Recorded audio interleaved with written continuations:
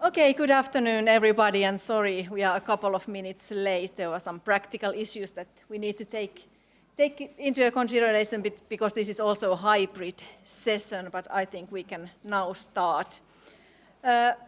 Welcome, my name is Jenni Kulmala, and I'm chairing this interesting session on brain health and prevention. And we will have 5 interesting presentations from different countries. Each presentation is about 12 minutes, and then we have time for 1 or 2 questions after each presentation. And also, if we have time, we can also take questions and have a discussion after all presentations. The first speaker in this session is Nathan DeJong. He comes from Maastricht University, Netherlands, and the title of his presentation is Brain Reserve Mediates Associations Between Lifestyle and Cognition, the Maastricht study. Welcome, Nathan. And if you can stand here and speak to the mic so everybody can hear. Yes, okay. Thank you. So I'm just going to, green means next. Okay.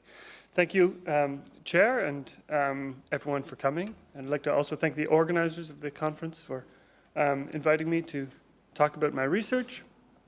And I'm excited to sort of kick off the sessions here early in the conference and talk about my research into brain and neuroreserve and associations with lifestyle and cognition in the Maastricht study.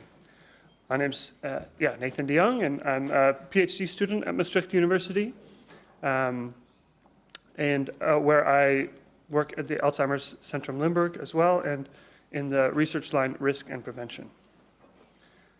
And I have nothing to disclose. To begin, I'd like to start with some background. We know that lifestyle factors are relevant to both structure and cognitive function, brain structure and cognitive function. We know this, for example, from work from my colleague, Irene Heger, also work from the Maastricht study. But we also know that from important studies like the NAN study and others, that changes in brain structure do not always lead to changes in cognitive function. There are some individuals who maintain good cognitive function despite advanced pathology. And to explain this, researchers introduced the concept of reserve, cognitive reserve, which is a framework which tries to explain the inter-individual difference between people's capacity for resilient cognition. Traditionally, this has been split into 2 parts. There's brain reserve and cognitive reserve. Brain reserve has been characterized as, or viewed as structural, passive measures, and really it's kind of seen as this idea of neurobiological capital, where if you have more reserve to begin with, and then it takes longer for cognitive effects to become apparent. This is a nice, direct measure, easily measured with neuroimaging. It's typically something like brain size or something. On the other hand, cognitive reserve is a functional measure. It's active and it refers to these features of an individual of the brain which enable flexible, efficient cognition, but it is very difficult to measure.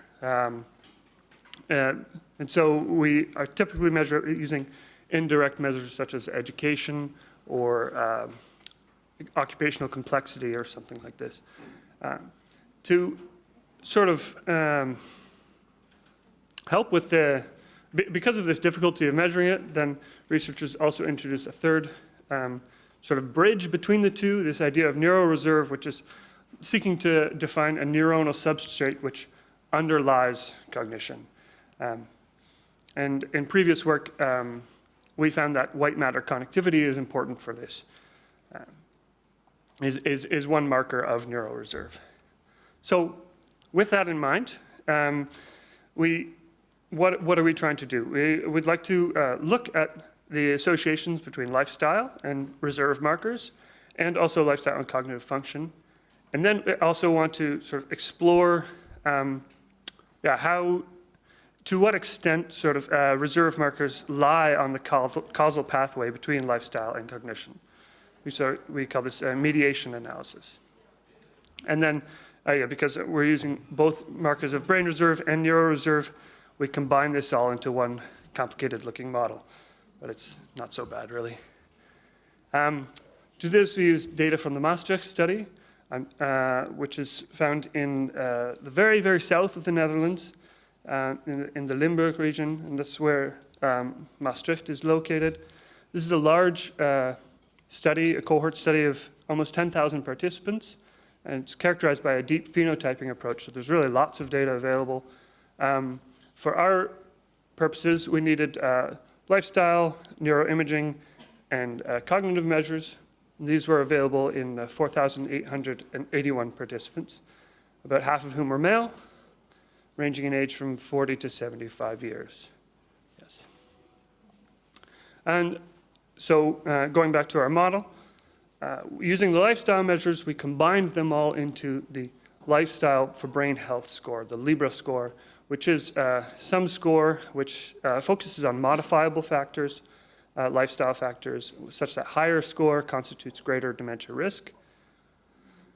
And cognitive function was taken as a sum score between of memory, processing speed, and executive function. So across these three separate domains, we averaged them to get a measure of cognitive function. For brain reserve, we use the idea of a brain age gap. So this is maybe newer term, so I'd like to walk through that concept a little bit.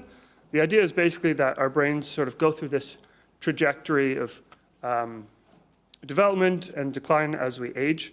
So across this aging trajectory, we can use neuroimaging features to identify a brain age or estimate an individual's brain age.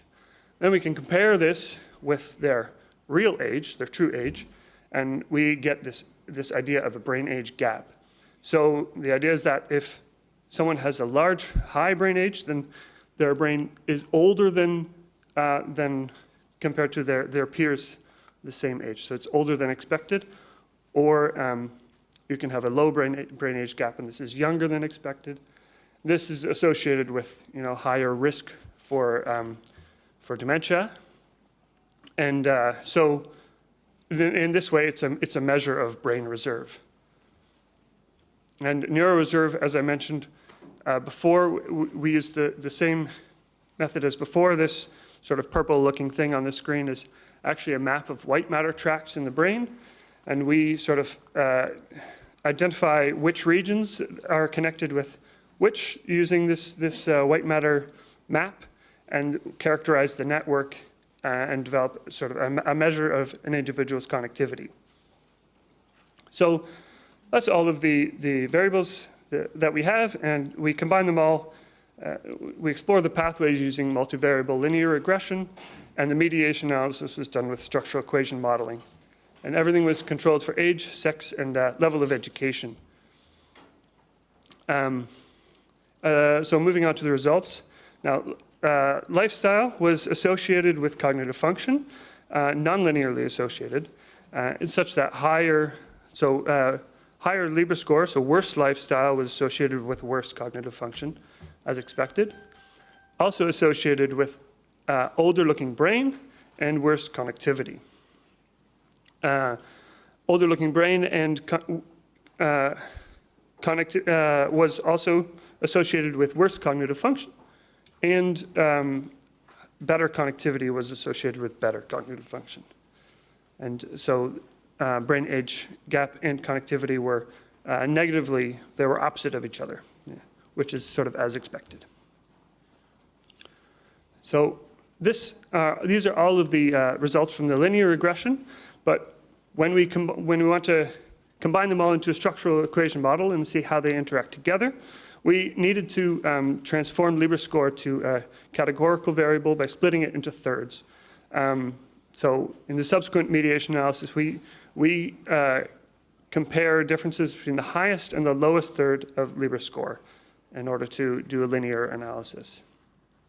So when we did this for brain age gap, we found that this marker of brain reserve mediated 24% of the difference in cognitive function between the highest and the lowest Libre tertile.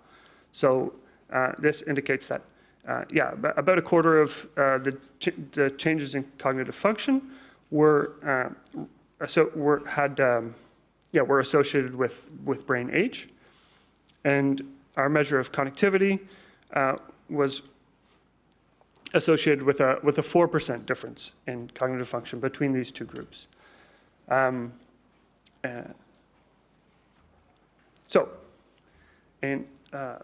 What did we get from this results? We see that lifestyle is important, relevant for both brain health and cognition, and we find this in a large cognitively normal population.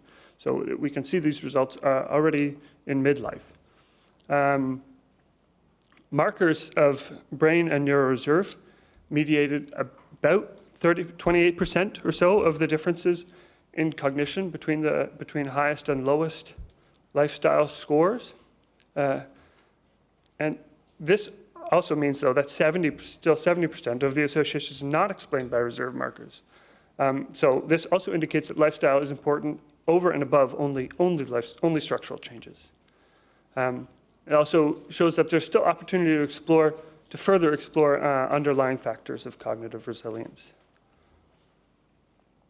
And in conclusion, on top of the importance of lifestyle for reserve and cognition in this mediation analysis, we can think that interventions promoting healthy active lifestyle in the general population may increase both brain health and cognitive resilience. That's what I had. I would like to thank the participants of the Maastricht study, my co-authors, and also Alzheimer Nederland for funding my travel here, and of course my teammates in the research line risk and prevention. Thank you.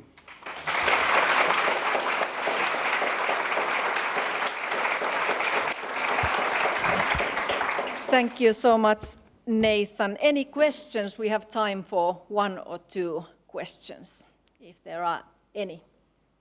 And please come to the mic here, or do you have? But we will be recorded, so we need a mic. Or do you have the wireless mic? Okay. Take it out. It is wireless.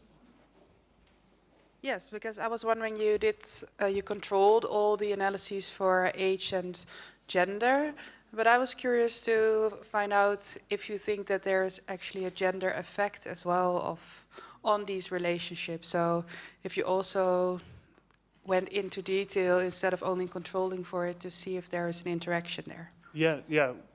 Thank you for that question. That's a good question. We did do an interaction analysis also for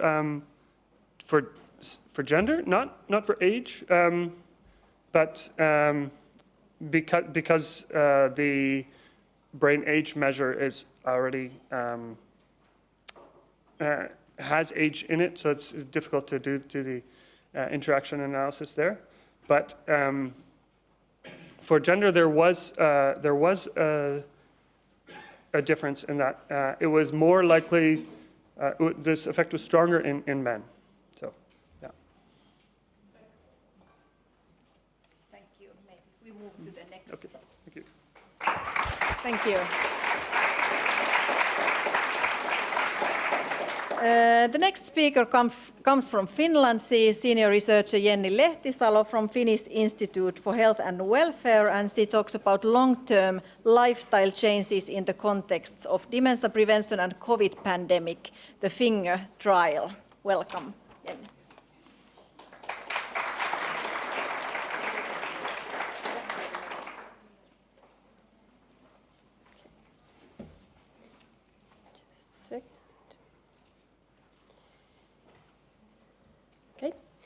So thank you for this opportunity to have this speech here. It's really nice to be in Helsinki, actually giving the second conference presentation this year, so Helsinki has been a popular spot now. I will be telling you about long-term lifestyle changes in the finger trial. The main aim was actually to describe the long-term lifestyle changes, but we happened to have the pandemic in the middle of our follow-up period, so therefore we kind of have two separate paths in these results and in this presentation. So background, briefly, of course, it was already brought up in the previous presentation that lifestyle are important in prevention of dementia, and therefore we have originally done the trial. But now we already know that lifestyle interventions in general, and also our lifestyle intervention was successful during the first years, during the active period when the interventions are ongoing, so that people do change their lifestyles. But there's, from previous studies, less evidence for these long-term effects. What happens after the active phase? Are these changes maintained? Or do people go back to their normal, the lifestyles they entered the study with? And there's even less evidence for this among people who are at risk of dementia or older adults in general, so more of the previous studies are conducted among middle-aged people. So therefore, we wanted to see how better lifestyles are maintained in the finger study. But as I mentioned, we did have also the COVID pandemic in the middle of the follow-up period. So we, of course, wanted to also know how that affected our participants. And for this study, what we can bring is actually the long-term follow-up already before the pandemic. So we were hoping we could better put into the context actually the pandemic and the effects of changing, because we know that lifestyles changed over time anyway in a group of older adults. So now we want to see how the pandemic appears in this context when we have data from a long-term follow-up. And we have repeated questions, and the changes are not only self-evaluated like in most studies during the pandemic period. So for the pandemic, I also want to mention that we didn't have many people who actually had the infection, so we're talking about the effects through the restrictions and how people needed to stay in their homes and lockdowns and things like this. So we used this data from the Finnish geriatric intervention study to prevent cognitive impairment and disability. People were in the beginning, in 2009, 60 to 77 years old, and they had elevated risk for dementia, but no significant cognitive impairment at baseline. The people who develop incident dementia during the follow-up are still in the sample if they want to come to the visit, so it's possible that people do have dementia later on in the follow-up, but there are still not so many because this was a fairly healthy and well managing cohort to begin with. This was a multi-center study, but only in Finland, in 6 cities in different areas, altogether 1,260 participants in the beginning. And the original active intervention period lasted 2 years with extended follow-up that I will show you in the next slide. Primary outcome of the trial was cognitive decline, which has been reported previously. It was successful in those terms, so there was less cognitive decline in the intervention group. But today we are talking about lifestyles only, which are secondary among many secondary outcomes of this trial. And here you can see our timeline and interventions. It's a bit complicated slide, but so for the first 24 months, we did all these 4 interventions: dietary counseling, physical activity training, cognitive training, and more intensive vascular risk factor management. And then the original period ended, and we continued with some sustenance intervention, but it was quite light, mostly SMS messages and some letters and cards that were sent to the intervention group participants. Both groups, intervention and control groups, did come to the study visits at these time points that are mentioned below. So the follow-up visits took place 5 years and 7 years after the original intervention period. And we were planning for the 10-year follow-up when pandemic happened. So we ended up doing a postal survey instead of the actual visits. We have thereafter conducted an 11-year follow-up, but unfortunately those data are not yet in this presentation, so our follow-up in this stops at the COVID survey as the last time point. that is analyzed. Characteristics of the group, I'm showing you baseline and pandemic separately, although they both are baseline characteristics, so that you can see how baseline characteristics affect participation in the last, not last visit, but the last survey that was sent out.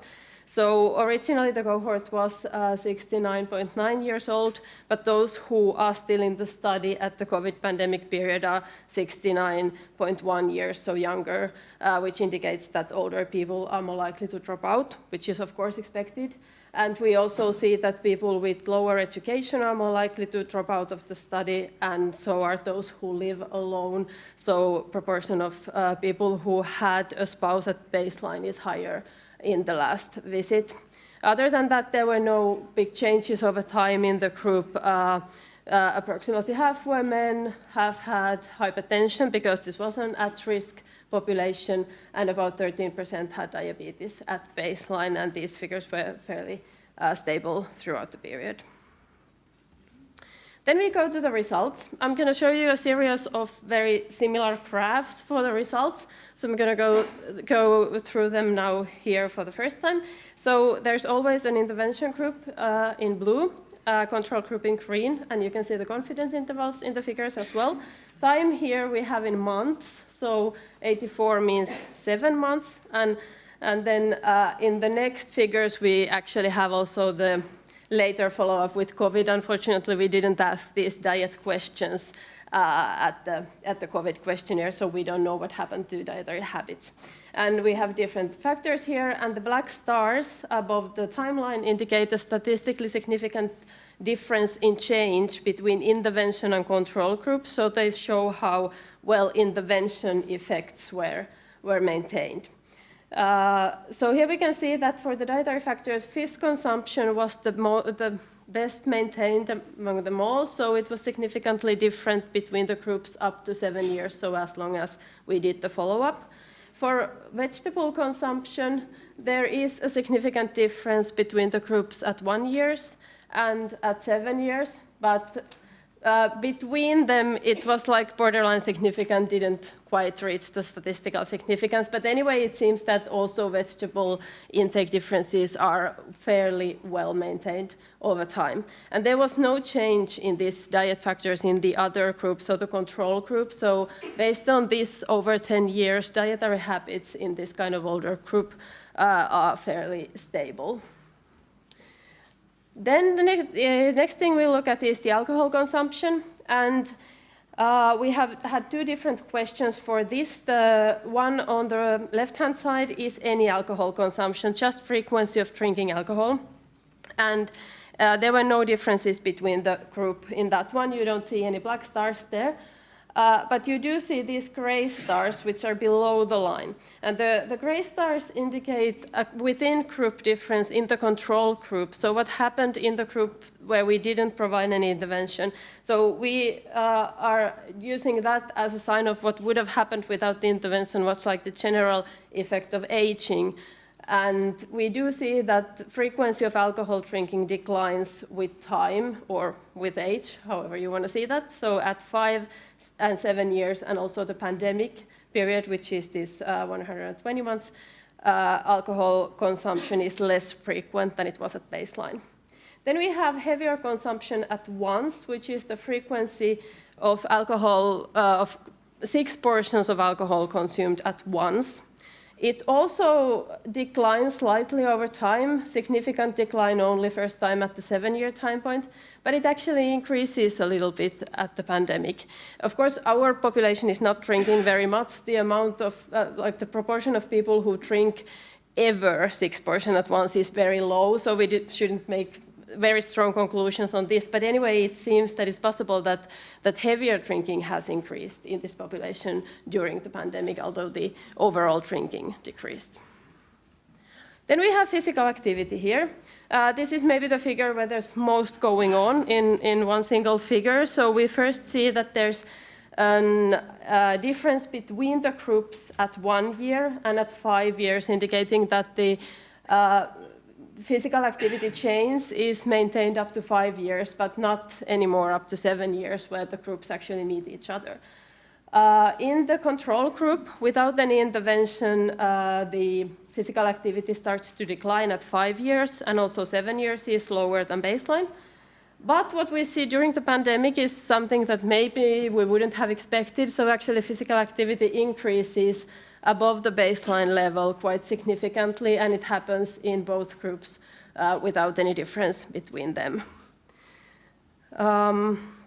Then we have other activities. So cognitive activity and social activity also don't show any differences between the groups at any time point, but there is still change in the control group, like especially at 7 and COVID period, social activities are declining, which is expected because they didn't have much access to them. Then self-evaluated health status and memory, it's very clear that there are absolutely no differences between the groups, as you can see, but in general, some decline. However, already, especially for the general health, decline starts at the 7-year visit, and it's just similar during the pandemic, so it seems that pandemic as such maybe is not affecting the self-evaluated health, but maybe memory, where the first significant decline actually happens at the time of the pandemic. So just to summarize very briefly, I think I'm a bit over time already. So we did see some long-term effects of the intervention, but more changes actually were related to time, which means probably aging.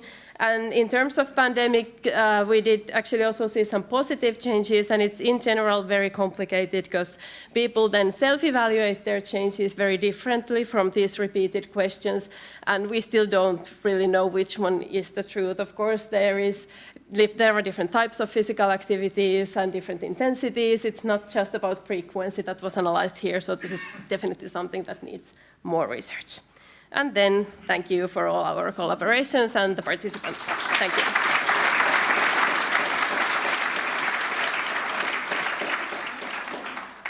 Thank you, Jenni. We have time for one short question, if anyone has at this point. Everything was clear, so thank you. Then the third speaker is Leon Soons. She comes from Maastricht University, Netherlands, and she talks about associations of sensory impairment with dementia risk. Welcome.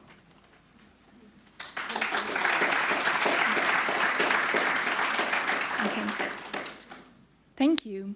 And very nice to be here and to be able to present some of my work. As mentioned, my name is Leon Soons. I'm a doctoral student at the University of Maastricht and the Alzheimer Center Limburg, more specifically within the research line Risk and Prevention. And today I will present some of my work on the associations of sensory impairment with dementia, with cognitive decline and dementia risk. And this is a 25-year follow-up of the Maastricht Aging Study. This study is part of the MOCIA consortium, which is sponsored by the Dutch Research Council and WO, but apart from that, I have nothing to disclose. To start off with some background of this study, there is evidence that there is an association between sensory deficits, cognitive decline, and dementia. And especially hearing loss has received a lot of interest over the last years, with hearing loss being usually defined as the inability to hear sounds below 20 decibel. Well, what is 20 decibel? It's comparable to, for example, whispering from 5 feet away or rustling leaves. The Lancet Commission has summarized evidence on modifiable risk factors in 2020, as you might all know. And in their report, they state that midlife hearing loss may in fact be the highest potentially modifiable one. But also, research into visual loss is growing. According to the World Health Organization, someone has visual loss or visual impairment when he or she has an eye condition affecting the visual system and one or more of its visual functions, so causing visual loss. And this is usually measured with visual acuity. This is the ability to see details regardless of the distance of an object. And as you can imagine, it is used in many everyday situations, such as reading signposts in traffic or recognizing someone from across the room. It has been associated with cognitive decline and dementia in previous studies, but the results are somewhat more mixed, especially when compared to the evidence on hearing loss. Well, besides the association of sensory and sensory loss with cognitive decline and dementia, they are also both highly prevalent conditions. So it's most likely that quite some people here in the room also experience some form of visual or hearing loss. But it's also most likely that most won't experience any problems with it because it's quite easily treatable, for example, with spectacles, with contact lenses, or with the use of hearing aids. And this is positive news because it also means that it opens up opportunities for risk management. So what we did in the present, still ongoing study, we aimed to examine associations between sensory loss, hearing and visual loss, and cognitive decline and dementia. And we did so over 25 years in cognitively healthy individuals aged 24 to 82. We used data from the Maastricht aging study, which is a prospective cohort study representative of the population in the province of Limburg, which is in the very south of the Netherlands. And in the Maastricht aging study, we have quite extensive data on 1,823 participants. These participants underwent comprehensive assessments at baseline, 6, 12, and 25 years of follow-up. And at baseline, hearing and visual acuity was objectively assessed in almost all participants. So for hearing loss, we use pure tone audiometry. And in this test, pure tones are delivered, pure tones of different frequencies are delivered to both ears in steps of 10 decibel. Well, I'm going to play an example of a pure tone, so listen carefully. Okay, so at least I hope that you all heard that. In this test, participants are asked to indicate whenever they hear the pure tone. And this provides us with a measure reflecting the minimum volume that is required to hear each pure tone. Then hearing acuity is calculated as the pure tone average at frequencies of 1, 2, and 4 kilohertz at the better ear. And according to the criteria of the World Health Organization, hearing loss is defined as a pure tone average equal to or greater than 20 decibel. For visual acuity, visual loss, we use the Landert-C optotype chart, which is also an objective measure, and it measures presenting distance visual acuity. And presenting here means that it is measured as how the person presents to the examination. So if a person is wearing spectacles or contact lenses when they come to the examination, then the visual acuity test, as displayed here, is done with the person wearing them. Well, according to the ICD-11 classification, a visual loss in this study and in most studies is defined as a presenting distance visual acuity worse than 0.5. Cognitive functioning was assessed at baseline, 6, 12, and 25 years of follow-up, and we used 3 different tests to do so. First, the visual verbal learning test, the late recall to assess verbal memory, the letter digit substitution test, for processing speed, and the concept shifting test, the shifting score for executive functioning. Dementia was established based on continuous morbidity registration by collaborating general practices, as well as or complemented by diagnosis made during the study by the researchers. For the analysis, we use linear mixed models to examine the association between visual and hearing loss and cognitive decline over time, and Cox proportional hazard models were used to examine the predictive value of visual and hearing loss for dementia risk. We included several covariates: age, sex, level of education, and a composite score of 11 lifestyle-related risk factors, which you already heard before, known as the LIBRA index. Moving on to the results. At baseline, 520 participants were classified with hearing loss. And as compared to individuals without hearing loss, they were older, they were more often male, they had a lower education level, they had higher LIBRA scores reflecting a less healthy lifestyle, they had lower performance on cognitive tests, and worse visual acuity scores. For visual loss, 58 participants were classified with visual loss at baseline, and as compared to no visual loss, these participants were older, they had a lower education level, they had lower performance on cognitive tests, and worse hearing acuity scores at baseline. For the longitudinal analysis, our preliminary results suggest that hearing loss is associated with cognitive decline, with accelerated cognitive decline as compared to no hearing loss in all 3 cognitive domains. So from left to right, we see verbal memory, information processing speed, and executive functioning, with no hearing loss indicated in purple and hearing loss indicated in orange. And important to note here that for executive functioning, a higher score actually means a worse performance. We did some time stratified analysis, which showed that for information processing speed, the difference in rate of cognitive decline was present at all time points. For verbal memory and executive functioning, there was significant difference in rate of decline between 0 and 12 years of follow-up, but not between 12 and 25 years of follow-up, which can also be seen in the graphs because the lines go quite parallel there. For visual loss, we found that visual loss is associated with accelerated cognitive decline as compared to no visual loss in information processing speed only.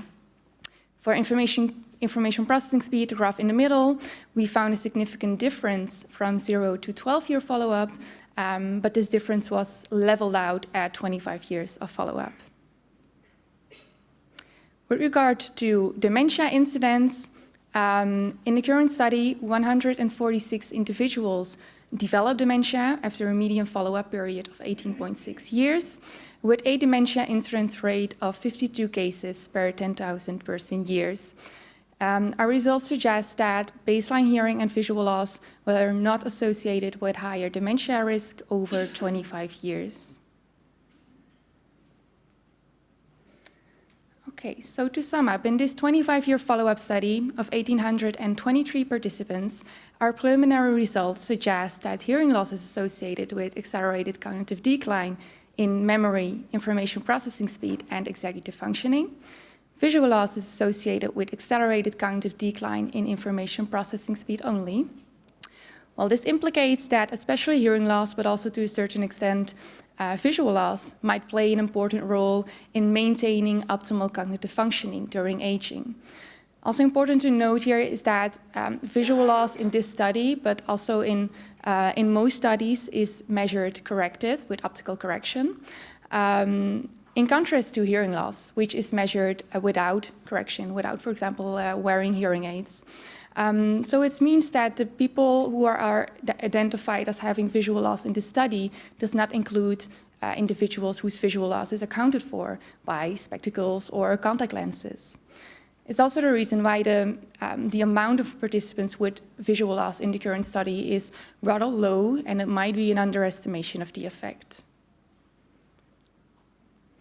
Hearing and visual loss did not contribute to dementia risk in this study.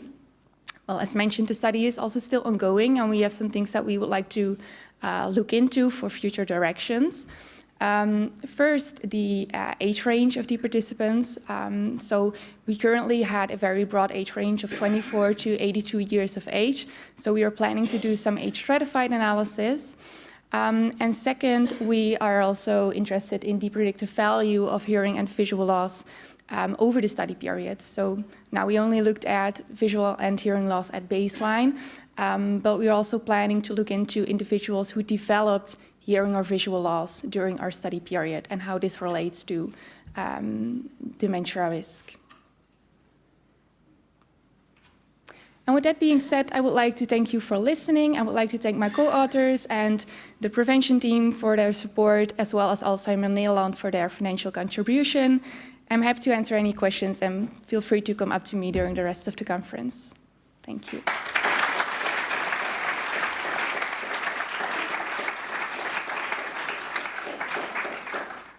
Thank you. Questions for Leon? We can take one or two. Yes, I'll take a mic from here.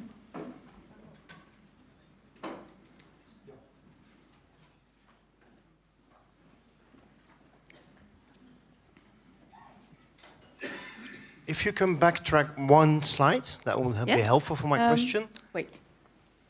It's the red button probably, Yes? because it was the Sure. green earlier. Okay, thanks. Good presentation, interesting. You have elections coming up in the Netherlands next month. We have elections coming up in Flanders in June. Just pretend for the sake of the question, that we have contact with the next Minister of Health. All right.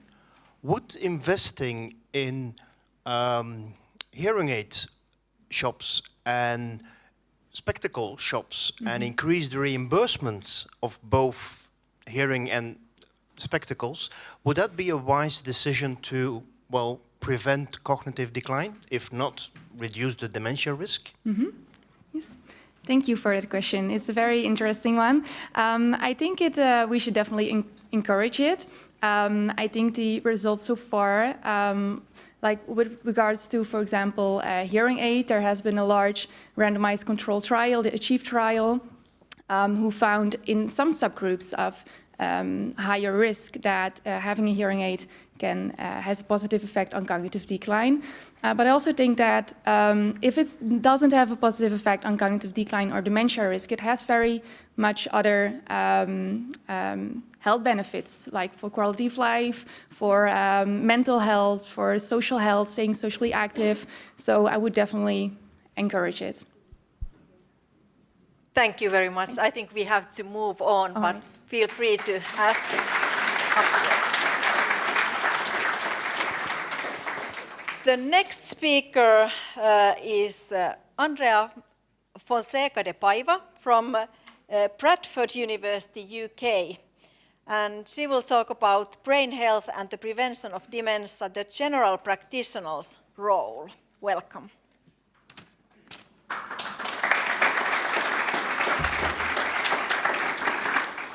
Wow, full room. So, my name is Andreia. Thank you very much for coming to the presentation and for everybody online.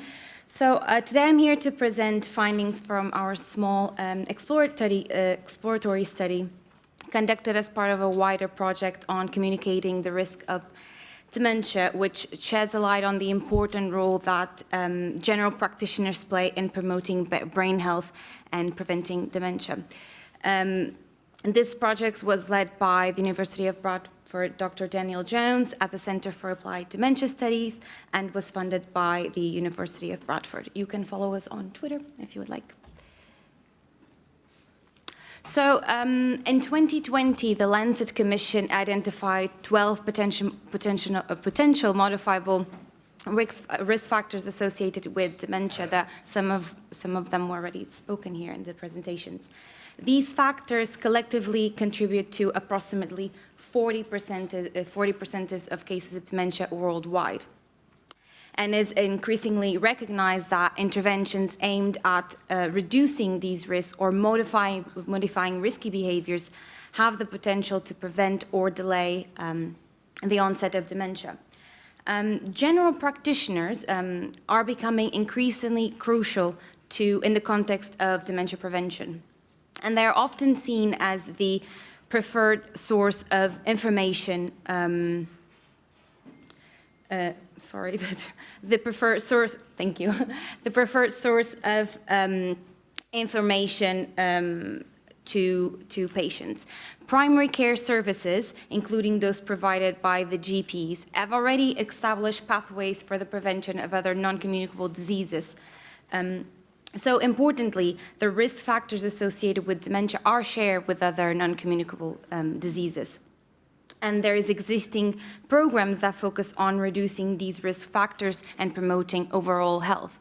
In the UK, for example, the NHS Health Check is one such intervention. This is health check for adults age 40 to 74, and it can help spot signs of early signs of stroke, kidney disease, heart disease, type 2 diabetes, and dementia.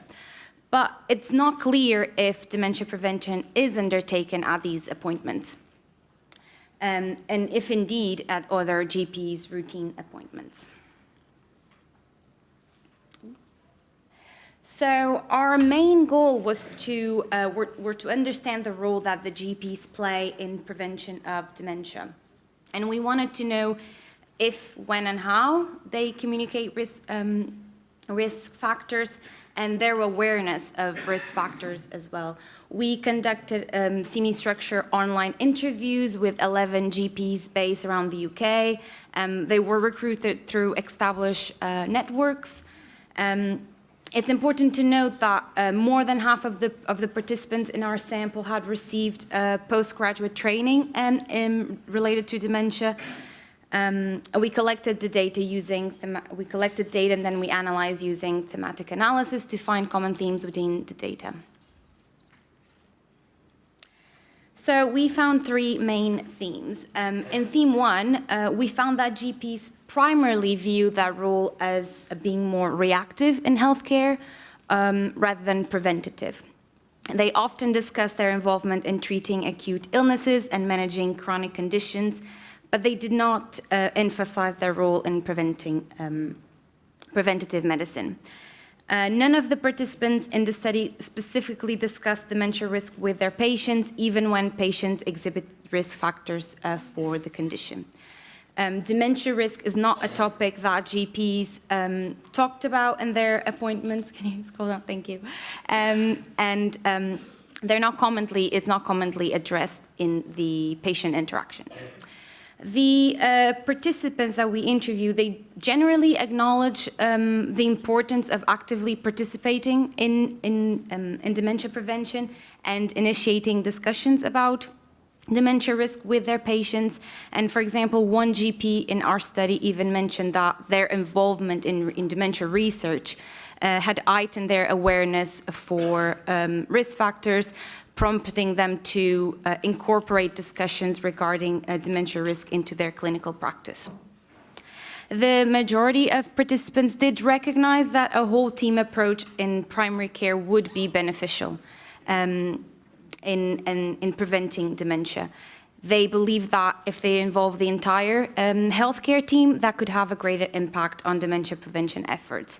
And this is because, for example, in the UK, within the primary practice, the management of other chronic conditions and medication reviews and the NHS health checks that I talked about, they are done by specialist nurses, pharmacists, or paramedics, and not the GPs themselves.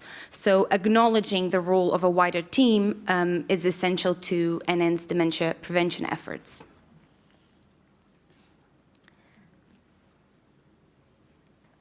In theme two, we found that participants identify three fundamental barriers to communicate dementia risk. Those were lack of time, lack of education and awareness of the dementia risk factors and how to communicate these to patients, and the fear and stigma associated with dementia. Every participant mentioned that they face time constraints that hinder them from engaging in discussions about dementia prevention. They have 10 minutes per consultation. One GP even suggested that talking about dementia usually opened a can of worms and often leading to lengthy conversations, causing delays in providing services. Time limitations were a significant obstacle for addressing dementia risk prevention. Thank you. Participants highlighted that the term dementia, which is still highly stigmatized, as we know, might cause patients significant health anxiety, and managing discussions about dementia risk is challenging in primary care. Most GPs did recognize that because dementia can cause fear, they tended to avoid raising the topic in clinical conversations. Another significant barrier that we found was a lack of education and awareness about among healthcare professionals regarding the modifiable risk factors associated with dementia. And participants noted that they had inadequate knowledge in this area that hindered their ability to effectively address these in dementia prevention. So we asked the GPs if they were able to identify the primary modifiable risk factors for dementia, and here are our findings. So all of the GPs appear to be more familiar with risk factors regarding cardiovascular risk associated with dementia, but less so or the known risks such as traumatic brain injury, air pollution, education, and hearing loss. Additionally, it's worth noting that since more than half of the participants had a specialized interest in dementia, their level of awareness might have exceeded what we would usually expect to see in consultations. One GP had a specialized as a ear, nose, and throat doctor, and another GP had recently studied the 2020 Lancet Commission paper as part of their training, and just before the interview, which again might have showed more awareness than usually seen. So participants also identify strategies to enable them and to enable their role in dementia prevention, to facilitate that, their role in a time-pressured environment. 2 participants suggested that health promotion materials could be necessary, for example, leaflets or signposting patients to websites. Most participants discussing placed dementia risk communication in the annual long-term conditions or medication reviews for patients with other non-communicable diseases such as cardiovascular diseases. They emphasize that dementia would only be discussed at these appointments if they were added to the checklist used by the primary care team. Other strategies also involved conceptual considerations about the terminology of dementia and the utility of brain health. Most of the GPs found that the term brain health would be more constructive and encouraging to use in the clinical consultations. The brain health was perceived to be more beneficial, and it would aid facilitating communication between GPs and patients. It would be helpful to promote behavior change and enhance medication adherence, if that is the case. This also fits with a previous research that was conducted from the Alzheimer's Research UK that showed that 69% of UK adults believe that they can influence their brain health, but 34% believe that they can reduce the risk of dementia. So it's 30%. So adopting a healthy aging approach using brain health could be a better way to promote the narrative, how to transform how people think about dementia and how to communicate dementia risk over the life course. So before we conclude, it is important to say that this is a small exploratory study and we recognize the limitations. We suggest that this needs to be replicated in a larger primary care team and also among other diverse populations. It acknowledges the importance of consider cultural factors, socio-demographic factors related to stigma and also language in different communities.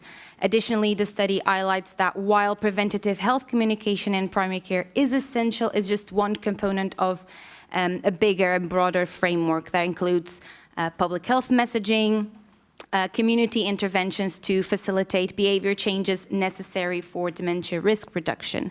So to conclude, we found that while GPs don't routinely talk about dementia, they acknowledge that they should be more a priority within the primary care team. Brain health could offer a more encouraged narrative to aid the communication, and to being enabled to have those to the checklist would be a benefit. So thank you, and you can go to the paper that we just published.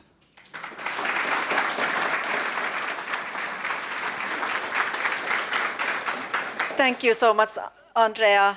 We have time for one short question.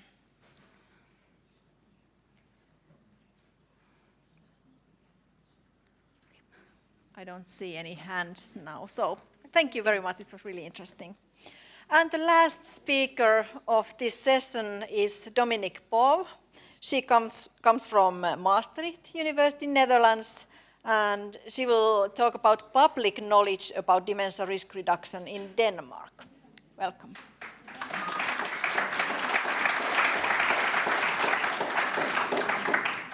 Thank you. My name is Dominique Paauw. I'm a first-year doctoral student at Maastricht University and the Alzheimer Centrum Limburg. I'm also part of the research around risk and prevention. And today I will talk about public knowledge about dementia risk reduction in Denmark. Currently, 87,000 Danes are estimated to have dementia, and the prevalence of dementia is estimated to almost double from now on until 2050. As said earlier, the Lancet Commission published a report that estimated that about 40% of all dementia cases are potentially modifiable. However, there still seems to be a lack of awareness in the general population. Several awareness studies have been conducted over the past couple of years in the Netherlands, Flanders, located in the northern part of Belgium, Germany, and Norway. The Danish Alzheimer's Association decided to measure public knowledge in Denmark, and they were so kind to give us the data. And our aim was to investigate dementia literacy and knowledge of modifiable risk and protective factors in a Danish population-based sample. The methods used: a cross-sectional online survey was conducted in May 2021, and this survey was carried out by a market survey company called Megaphone. Sampling was stratified by age, sex, and region. And here on the right you see the map of Denmark with 5 regions and the corresponding inhabitants numbers and respondent samples. And as you can see, the sample was nicely stratified by region. The respondents originated from an already existing panel of Megaphone, and they were recruited via email. Participation to the survey was anonymous. Then the survey results. We saw that 67% of participants agreed to the statement that dementia risk reduction is possible, and therefore they were considered aware of dementia risk reduction. However, 33% did not know whether to agree or disagree, or they disagreed with the statement and were therefore considered unaware of dementia risk reduction. Lower awareness was found among participants that were lower educated, aged 60 years or older, and with poor self-reported knowledge of dementia. There was also an assessment of 12 risk and protective factors. And here you see that the cognitive activity, physical inactivity, and healthy diet were the ones most identified by the participants. Obesity, coronary heart disease, and chronic kidney disease were the factors least identified by participants. We saw some big differences between educational level and knowledge. And because there were only a few participants with low educational level, we decided to combine low and middle educational level into one category for the analysis. So here you see the highly educated participants compared to the low and middle educated participants. And what we see is that there is a significant difference in awareness between the highly and the low to middle educated participants. The highly educated participants are significantly more aware of dementia risk reduction. We also see that they identify most of the risk and protective better than the low and middle educated group, except for coronary heart disease, which was equally recognized by both groups. As I said earlier, there were several awareness studies already conducted in Europe, so that's why we decided to compare them. These countries used the same survey. And as you can see, the awareness level of Denmark is quite similar as those found in Germany and Norway. But it's relatively high compared to the Netherlands and to Flanders and Belgium. But as you can also see is that the surveys conducted in the Netherlands and Belgium were in 2017 and 2018. And as already said, the Lancet Commission published its new report that estimated 40% is modifiable in 2020. So this could explain why Denmark, Germany, and Norway have higher awareness levels, because this report got a lot of media coverage. So this is the Alzheimer Europe conference. So let's zoom in further on the other European countries that conducted the same survey. As I said earlier, there were 12 risk and protective factors that were assessed. However, I don't want to overload you with information, so we chose to only highlight the 3 most and the 3 least identified factors by Denmark and compare them with the other countries that use the same survey. So first, Germany. They have a better recognition of the 3 most and the 3 least identified factors, so of cognitive activity, physical inactivity, and healthy diet, as well as obesity, coronary heart disease, and chronic kidney disease. Then Norway. The Norwegians have a better recognition of cognitive activity, physical inactivity, obesity, coronary heart disease, and chronic kidney disease. And they have worse recognition of healthy diet. Then the Netherlands, with a significant lower awareness level. They have a better recognition of obesity, coronary heart disease, and chronic kidney disease, so all the risk factors. But they have a worse recognition of the cognitive activity, physical inactivity, and healthy diet. Then Flanders and Belgium. As I said earlier, they have the lowest awareness level. So this you see also in the results of the risk and protective factors. So they have a worse recognition of cognitive activity, physical inactivity, healthy diet, obesity, and coronary heart disease. And they have equal recognition compared to Denmark of chronic kidney disease. Participants also answered questions concerning their needs, wishes, and barriers. And what we saw was that 72% would like to receive more information about how to improve their brain health. 83% is interested in using a digital brain health test to get more information about their brain health and also advice on how to improve their brain health. The most preferred information source was the internet with 80%. And the most mentioned barrier for action or engaging in a brain healthy lifestyle was lack of knowledge with 54%. And this is quite interesting, as some of you might assume that a lack of motivation or lack of money would be the most common barrier for engaging in a brain healthy lifestyle, but it is lack of knowledge. So in conclusion, the majority of the Danish population is actually aware of the potential of dementia risk reduction with 67%. However, there are still some gaps in knowledge. As I saw earlier, there are actually 6 out of the 12 factors that are not even identified by 30% of the population. These are diabetes, hypertension, hyperglycemia, obesity, coronary heart disease, and chronic kidney disease. And as I mentioned earlier, there is a lack of knowledge. The most mentioned barrier for engaging in a brain healthy lifestyle is lack of knowledge. So there is room for improvement, and this could be achieved by a public awareness campaign. Luckily, that's exactly what the Danish Alzheimer Association did. They performed a public awareness campaign from October 2021 until February 2023. Here you see some of their campaign posters, very nice illustrations. And they also developed a digital brain health test called Hjernesyn test, which literally translates to brain healthy test. And this is a 12-item quick test, and where users get their personal risk profile and personal room for improvement. We don't have the results of the post-campaign survey yet. We are still analyzing them, but hopefully I can tell you more about them next year. For now, thank you for your attention. Thanks to the team, my co-authors, and of course special thanks to my funders Sanne and Alzheimer Nederland, and to my team members of the risk line.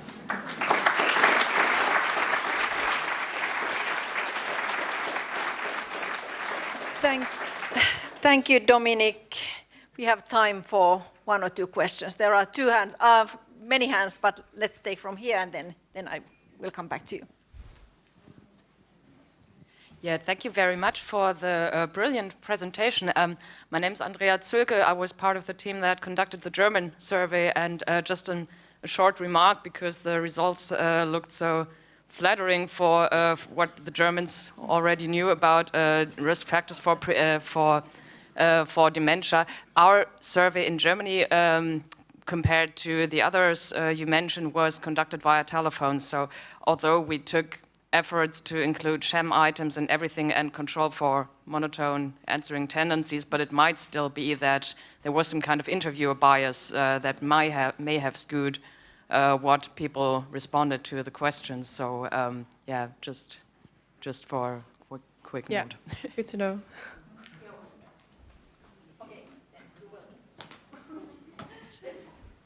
Right, thanks Dominique for this clear presentation, and it feels sometimes like the Champions League, but yeah, but maybe this league is a bit exclusive in the sense that, as you were almost suggesting, it's all online, and we know that exactly the people with most risk factors are probably less online, or they use the internet differently from lots of people that you did actually include. So I'm not criticizing, because I know that this is a very valuable way of dealing with your research question. But what do you think would have happened? What would you have seen if you could have included those people with less digital literacy? Yeah, as we saw, the participants with a low education level were very low. Therefore, we combined the lower middle education level. And we also saw that the highly educated participants are the ones that are more aware and have more knowledge. So I guess if we include those that we normally do not reach, I guess the awareness level and the knowledge will be much lower than they are currently in this study. Yeah. Thank you. Then we have one question here and then a couple of online, I think. Or do you have? Okay, okay, then we take yours.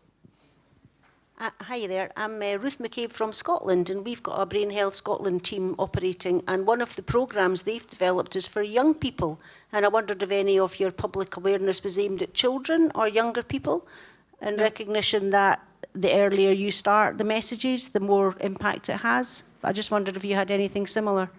No, we haven't. So this survey was for 40 years until 75, so we don't have any information on the younger ones. Yeah. Okay, now I thank all of you. It was so nice to see many of you here. And please feel free to contact the speakers after the session if you didn't get the chance to ask now. Thank you all.